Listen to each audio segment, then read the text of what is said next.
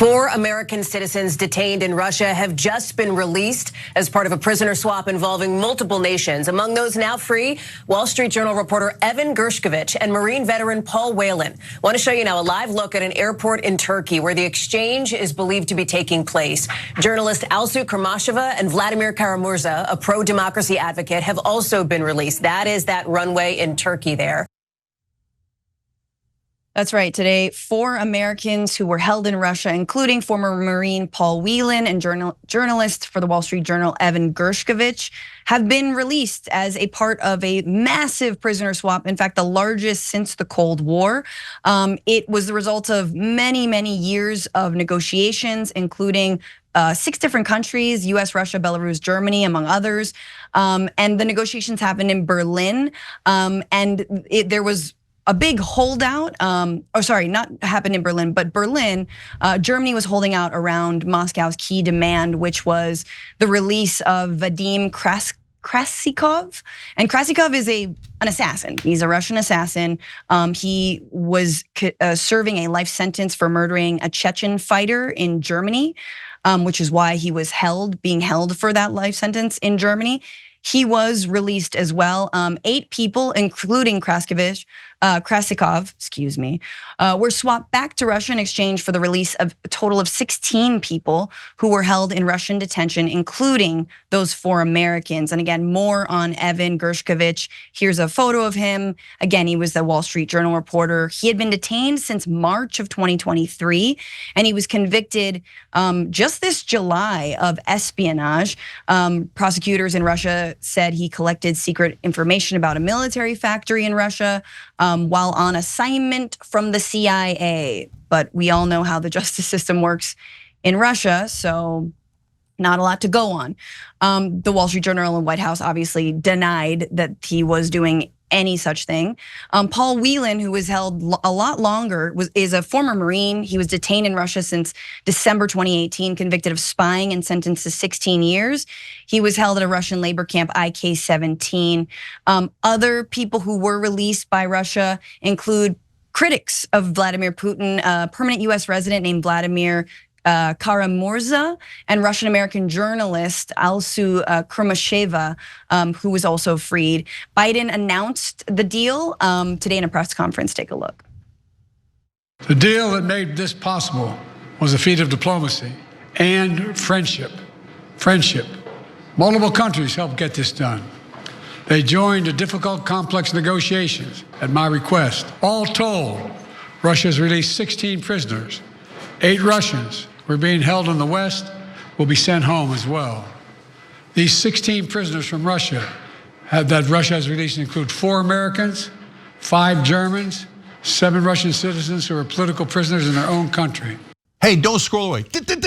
Come back. Because before the video continues, we just want to urge you to lend your support to TYT. You power our honest reporting. You do it at tyt.com/team, and we love you for it.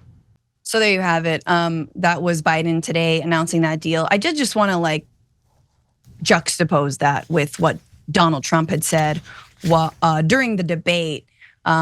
Yes, the infamous debate, which Biden's performance overshone everything that Trump was saying. But remember what Trump said about Gershkovich, which made it seem like there was some sort of secret backdoor deal with Putin. Take a look. Now we have a hostage, a Wall Street Journal reporter. I think a good guy, and he's over there because Putin is laughing at this guy, probably asking for billions of dollars for the reporter. I will have him out very quickly as soon as I take office. Before I take office, I said by literally as soon as I win the election, I will have that reporter out. He should have had him out a long time ago, but Putin's probably asking for billions and billions of dollars because this guy pays it every time. But he didn't. There was just diplomacy and negotiation. Cenk, your thoughts? Yeah, I'm gonna say something that people might think is off topic, but it's not. Don't go to these oppressive countries. They're gonna kidnap you and they're gonna exchange you for assassins. Not complicated. Now, in the case of Evan Gershkovich, he's a bit of a hero. First of all, he's a reporter, so that was his job to go there and investigate the wrongdoing of the Russian government, and that is a very, very dangerous job. So he's also a hero because of how he handled this. Apparently on his way out, this is super badass. He said, now I'd like to do an interview with Vladimir Putin. They're like, what? You're being released. He's like, I know, I'd like an interview with Putin. That's awesome. That is just awesome. So nice job, Evan, beautiful, okay? But if you're a regular person, don't go to North Korea, don't go to Russia. I'm sorry, I mean, this one depends on where you're from, but if you're Muslim, don't go to Israel, especially if you're a reporter. More on that later. And if you're a Muslim who then became an atheist, don't go to the Gulf, okay? So I'm keeping it real with you guys. If you guys are upset about that, sad day. I mean, I see people violating some weirdo moral codes that these Gulf countries have, and then they get put in prison. I'm not gonna live by your dumbass moral codes. So no, I'm not gonna go there and risk my life. Oh, the morality police didn't like it. Oh, in Israel, oh, you're a person of Muslim background, a reporter who's been criticizing Israel. I don't wanna get shot in the neck, okay? This is not that complicated. So don't go to Russia, they're gonna kidnap you and exchange you for an assassin. So I can't believe there's any tourism left to Russia. I know, but I hear what you're saying on like a flip level, and I agree with you, and it's true about so many countries that are allies of the United States and also that are so-called foes of the United States, right? Across the board. But then you think about someone like Brittany Griner, who was exchanged, and remember how the right freaked out because they hated Brittany Griner because she happened to be an athlete and a black woman and a lesbian. She didn't fit their mold. Gershkovich, oh, that's great. Wall Street Journal, white reporter, love him. But they hated it because they were also like, oh, you exchanged him for like a weapons dealer, right? A Russian weapons dealer who was eventually released. But also like, let's remember, Brittany Griner was just trying to work. She also was trying to work. I mean, and she was trying to be a basketball player. She was working in Russia, that's where her job was, and she had a minor amount of cannabis oil on her. So like, I totally hear what you're saying, but like Shireen Abu Akleh, folks who are doing their job as journalists, Gershkovich, someone's gotta do some honest reporting, right? Oh, for sure. I think those reporters both in Gaza and in Russia are the bravest people in the world. Not like literally, very literally. And so I love that they're there. And if you have to do your job and you have to go to these countries, I get it. I'm just telling you, just generally speaking, don't be naive and be like, oh, I bet Putin doesn't kidnap me and exchange me for an arms dealer. He will, guaranteed, okay? He doesn't care if you're guilty or not. He doesn't care if you're a spy or not. I'm just trying to get people to understand the real world. So anyway, it puts every American president, whether they're Biden or Trump, in a very, very difficult situation.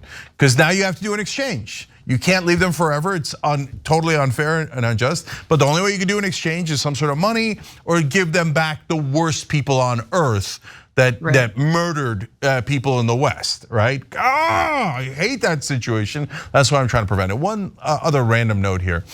Turkey helped in this process, as they often do, being near Russia, Iran, the Middle East, etc. Turkey's an incredibly important ally and the second largest military in NATO. The other day, Israel said, they should be kicked out of NATO. They offended us. Well, if they were kicked out of NATO and we ended our alliance because the Turkish leader slightly offended Israel, maybe this doesn't happen. So maybe you're not the boss of us, and I offer you a tall glass of shut up juice here. As usual, the Israeli right-wing government of Israel was preposterously wrong. Yeah, I just have a little bit of background also. Donald Trump could have negotiated to get Paul Whelan, again, the former Marine, out of Moscow or Russia, but he declined specifically over in exchange for that arms dealer, Victor Bout, who then was swapped for Brittany Griner. I think this the level of like playing God with whose life is valued more than whose other life, I absolutely understand like an arms dealer is a bad dude versus Brittany Griner, who is literally just a basketball player. But at the same time, I think like holding up negotiations because you don't like who they're offering or who they want released is sort of, again, like a weird playing God without really taking into account like just how awful penal colonies in Russia are and how serious and how important it is to release them, to say nothing of the fact that it really does show that you can negotiate, that there's diplomacy. I mean, look, when I read this story, I immediately thought like, cool, now can we have some sort of light at the end of the tunnel in the Ukraine-Russia war? Like, is that possible to also know? Anyway, can we roll out a red carpet and Putin can admit that he's, that he's not going any further? Yeah, last two things on it. So yeah, Trump, if you're such a great negotiator and you were gonna get everybody out, why didn't you? You were president for 4 years. Why didn't you get Paul Whelan out? Why didn't you get out all the different people that we have that are prisoners throughout the world? He's such a liar. He's so preposterous. Hey, come on, guys, get real on this stuff. Hey, thanks for watching that video. We really appreciate it, guys. And we appreciate it if you become members because that allows us to be independent, honest, progressive, all the things that you don't get from corporate media. And all of that is because of you guys. Hit the join button below and become one of us, become a young Turk.